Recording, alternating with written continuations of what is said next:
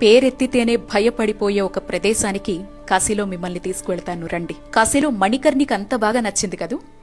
దేవతలతో స్నానం, పితృదేవతల ప్రీతి, విష్ణుకుండం, దత్తదర్శనం, ఫుల్లుగా పుణ్యం.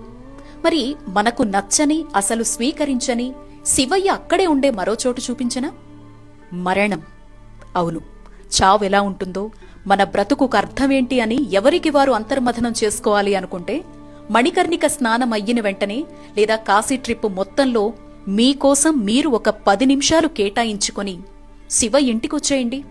అదే అండి కాశీకి అసలైన అర్థమైన మహాశ్మశానానికి. గుట్టలు గుట్టలుగా శవాలు, ఎప్పటికీ ఆరని చితిమంటలు, వికృత రూపాల్లో కాటికాపర్లు, అక్కడే జపతపాల్ని చేసుకునే సాధువులు, శరీరంలో ఏ అవయవం తనకి రోజు ఆహారంగా మారుతుందా అని వెతికే సునకాలు, మృతదేహంపై వేసిన దండలే ఆహారంగా బ్రతుకుతున్న గోవులు, చితిమంటల్నే చలిమంటలుగా భావించేవారు కొందరైతే చితి నిప్పునే వంటపొయ్యిగా బ్రతికేవారు ఇంకొందరు. రండి, కూర్చోండి కాసేపక్కడ. ఇవి కాశీలో కనపడే సత్యాలు.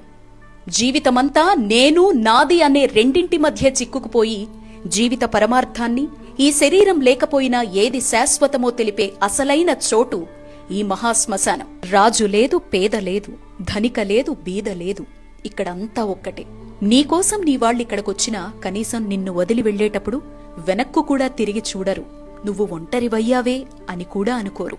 కాని రానాన్న అంటూ నీకోసం చూసేది, నీతో తోడుగా ఉండేది, నీకు ధైర్యాన్నిచ్చేదా శివయ్య మాత్రమే.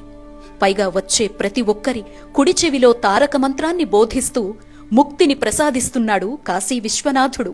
ఏం లీలలయ్యా శివయ్య, అద్భుతం కదూ. జై కాశీ, దివ్యకాశీ, భవ్యకాశీ.